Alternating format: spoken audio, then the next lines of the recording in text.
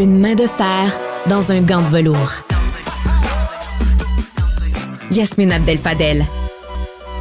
Selon les informations révélées par la presse cette semaine, l'Assemblée nationale aurait l'intention de poursuivre la filiale de Québecor puisque cette dernière n'aurait pas payé son loyer à la tribune de la presse depuis l'été dernier. M. Pierre-Carl Pellado, président-chef de la direction de Québecor, est avant nous. Bonjour, M. Pellado. Bonjour. Yasmine. On a vu cet article de la presse, puis on se dit, pourquoi Québecor ne paye pas son loyer à la tribune de la presse? Bien, écoutez, je pense qu'il y a plusieurs raisons, puis elles ne sont pas nécessairement prioritaires ou plus importantes. Oui, peut-être qu'il y en a qui sont plus importantes les unes que les autres. Et probablement, la plus importante, c'est celle de la presse écrite. C'est celle je vous de la invite presse à juste télévisée. Oui, rapprochez votre micro. Oui, OK, vous avez de la difficulté à entendre. C'est bon, là? OK, c'est la caméra, où est-ce qu'elle est? Ah, elle est là. Il y en a partout, là. On est dans... Hey, c'est vraiment hot, hein, Cube? C'est beau, hein? Non, mais c'est vrai que c'est hot. Non, c'est un beau coin, mais ouais. Revenons à la... C'est vrai que c'est moins coincé que la télévision, hein? Ah, on est bien pas mal ici. plus relax. Puis vous, Yasmine, vous faites de la télé, vous faites de la radio, vous faites tout. Moi, j'écris. Dès qu'on me donne un micro, je suis là. Vous écrivez aussi. C'est incroyable. Je m'amuse. Une femme orchestre. Ben, je sais que je donne... Moi, non. On veut mon opinion, j'en ai. Mon mari est tanné de l'entendre, mais moi, je l'écris puis je la donne à la radio. Bon. Tant mieux. Alors, où en est-elle? Tribune de la presse. Question de principe, d'après vous. Oui, mais... Oui, si on veut, là, c'est une expression qu'on peut utiliser, mais en même temps, je pense que fondamentalement, ce qui est problématique, c'est la capacité du gouvernement d'avoir une appréciation adéquate de la situation qui existe dans les médias, que ce soit le gouvernement du Québec ou que ce soit le gouvernement du Canada, que ce soit donc l'État en général. Alors, ça fait je ne sais pas combien d'années qu'on attend les projets de loi nécessaires à la refonte de l'environnement pour que ceux et celles qui sont installés ici depuis de nombreuses années, ceux et celles ou ceux des médias qui ont participé à notre vie démocratique, aujourd'hui font face à un mur, font face à une impasse, font face à une situation où on a vu les revenus publicitaires et les auditoires filer par des entreprises ou auprès des entreprises qui, elles, n'ont aucune réglementation. Précédemment, pour être un média, à l'exception peut-être donc, des journaux, ça prenait une licence. Et d'ailleurs, ça en prend toujours une. Ici, Cube Radio, elle n'a pas de licence de radiodiffusion et c'est la raison pour laquelle elle est sur l'Internet. D'une certaine façon, effectivement, Cube Radio est un bon exemple puisque voici une radio qui diffuse sans licence. Mais c'est certainement bien différent des Netflix, des YouTube, des Google, des Meta, Instagram, TikTok et compagnie, qui ont pris une part extrêmement importante des revenus publicitaires, qui est une des sources pour certains médias, la seule source de revenus. Sans être dérangé. Pour l'instant, nous, on a, excusez-moi l'expression, que nos yeux pour pleurer. Mais parlons-en, là, on a parlé des géants, mais moi, je veux parler de Radio-Canada, M. Pellado. Radio-Canada jouit de 1,8 milliard de dollars pour son fonctionnement, va chercher des revenus publicitaires pour la télévision. Des revenus d'abonnement. Des revenus d'abonnement pour tout. Je peux pas croire. J'ai croisé Sophie Durocher qui dit souvent qu'elle paye 2 fois pour... oui, comme contribuable TV et comme... Extra. Elle a tout à fait raison. Mais c'est absolument scandaleux. Et ensuite, lorsqu'ils disent qu'ils vont faire des coupures parce que c'est dur pour le monde des médias, il y a le gouvernement qui court à leur rescousse, puis au dernier budget, 42 millions de dollars.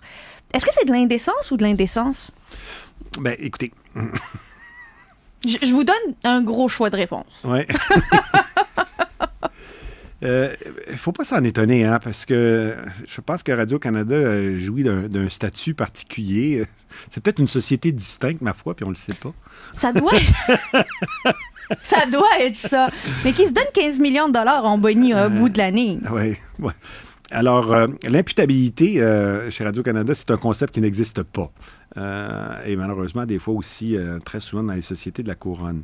Bon, on peut, entre guillemets, tolérer ce genre de situation, éventuellement s'il s'agit d'un monopole. Mais là, nous faisons face à une situation où il y a une industrie privée qui est en concurrence avec une industrie d'État, sans véritable imputabilité, pas de compte à rendre à personne. C'est qui les boss là-dedans? On ne sait pas trop. C'est comme si vous alliez aux Olympiques courir le 100 mètres avec un coureur à côté de vous qui a le droit, lui, de se doper avec l'argent des contribuables. Ben, c'est une bonne image, c'est une belle illustration. Effectivement, c'est le cas. Maintenant qu'on soit pas surpris de la situation, c'est d'autant, je dirais, d'éléments pour revenir à la première question. Comment se fait-il qu'on peut tolérer cette situation-là et en même temps, on ne puisse pas faire le nécessaire en ce qui concerne les médias privés? Pourquoi il y a 2 classes de citoyens? Je dirais même plus, il y en a 3 classes. Parce qu'il y a Radio-Canada, vous travaillez à Radio-Canada, très bien, merci beaucoup, bonsoir. Puis vous l'avez mentionné, il y a des bonis, mais c'est triste à dire, mais chez TVA, il n'y en a pas eu de bonis parce que la situation financière, la situation économique de la télévision privée partout au Canada a été extrêmement défavorable, a été malheureusement préjudiciable. Alors ensuite, vous avez certaines entreprises privées, donc certains médias. Donc là, il y a 2 classes de journalistes là aussi. Il y a ceux qui travaillent à la télévision et à la radio, et il y a ceux qui travaillent à la presse écrite. Ceux qui travaillent à la presse écrite ont eu droit, depuis un certain nombre d'années, à un accompagnement financier, alors que ceux qui travaillent à la télévision et ceux qui travaillent à la radio n'ont pas droit. Ces entreprises-là n'ont pas droit à l'accompagnement que la presse écrite. Il y a la presse numérique aussi. Non, je ne veux pas commencer à peut-être être un peu trop partisan, parce que je sais qu'on me l'a fréquemment mentionné, mais la presse reçoit des subsides extrêmement importants, alors que du côté de chez Québécois, et là aussi, on a une vie numérique. Cube en est un bon exemple, mais il y en a aussi beaucoup d'autres. Et nous n'avons pas droit à l'entièreté des accompagnements financiers qui sont proposés à d'autres médias, dont notamment ceux auxquels j'ai fait référence un peu plus tôt. Donc, je ne dis pas que c'est de la gabegie, mais je dis qu'il y a de l'iniquité et de l'inégalité. Alors, pour ne pas dire éventuellement qu'il y ait des traitements discriminatoires envers une partie versus l'autre. Pourtant, nous faisons tous de l'information. De qualité. De qualité, effectivement, vous avez raison de le souligner. Des fois, il y en a qui regardent le Journal de Montréal de haut, là, mais ça, on a toujours vu ça. Il y avait la blague à l'époque, on cachait le Journal de Montréal à l'intérieur du Devoir, quand on prenait le métro. Mais on lisait le Journal de Montréal. Oui. Et encore aujourd'hui, c'est encore plus vrai. Et Dieu sait si les parlementaires, ils les utilisent, les médias. Je le sais, j'en sais quelque chose. Moi-même, j'ai été parlementaire.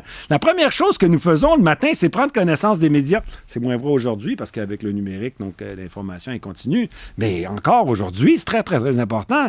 Et on va se présenter à l'Assemblée nationale, on va se présenter à la Chambre des communes et on va faire référence à ce qu'on vient de découvrir. On va dénoncer ci, puis on va dénoncer ça. Alors, est-ce qu'on veut véritablement que la démocratie, que notre régime démocratique commence à devenir peau de chagrin? Parce qu'au fur et à mesure que le temps passe, la situation économique des médias privés va se détériorer? Ben, quand on y pense, des émissions de LCN comme L'Ajoute sont les émissions politiques les plus regardées au pays. Qu'est-ce qui justifierait que des émissions et des productions télévisuelles de l'interne de TVA, de LCN, ne soient pas soutenues au même titre que d'autres médias? Je vous le demande également. Ah, je le sais pas! Et c'est la raison pour laquelle également aussi j'en parle.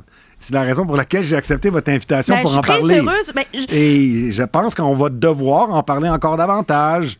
Et puis, si éventuellement je devais recevoir une poursuite de la part de l'Assemblée nationale, c'est quand même assez... C'est un peu ironique.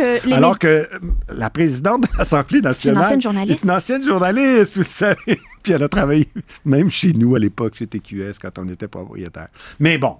Comme dirait Harold Duguay, tout est en tout. Je me pose la question, l'Assemblée nationale, si elle ne laisse pas des locaux disponibles aux médias de manière à ce qu'ils puissent faire leur job, notamment de donner une fenêtre sur la démocratie, sur les enjeux parlementaires, ce qui se dit au Parlement, elle n'aura pas plus d'argent, là. C'est pas comme si elle allait pouvoir ouvrir un Aldo dans l'édifice André-Laurando. Pourquoi cette guerre-là contre les médias? Il devrait avoir autant d'argent pour faire leur gros party de Noël avec toutes les employés. Et surtout qu'ils viennent de recevoir 17 millions de dollars de plus. Des gens, vous parliez de l'Assemblée nationale? Non, je parle en fait de l'Assemblée nationale. Ils ont reçu 17 millions de dollars de plus au dernier budget. Il y a beaucoup de travaux, mais je les ai connus, donc le personnel de l'Assemblée nationale. Et puis, c'est des gens très, très bien. Donc, oui, absolument. L'un n'empêche pas l'autre. Là, donc, est-ce qu'on a vraiment besoin du loyer de Québécois Québécois, du loyer de la presse, du loyer du National Post, hein, donc des médias, parce que ce que je fais, entre guillemets, ou ce que nous faisons, c'est de faire en sorte que tout le monde puisse bénéficier de conditions qui vont justement participer au maintien, voire au développement. C'est sûr que ça ne changera pas le monde, pour employer l'expression. Non. Mais il y a un symbole également aussi à l'intérieur de tout ça. Et il ne faut jamais, en tout cas, je pense que nous devons nous organiser pour que ça devienne toujours devant le visage et à l'esprit de ceux et celles qui nous gouvernent. Pierre-Carl Péladeau, président-chef de la direction de Québécois, merci beaucoup d'avoir été avec nous. Je vous en prie, Marie. Merci beaucoup.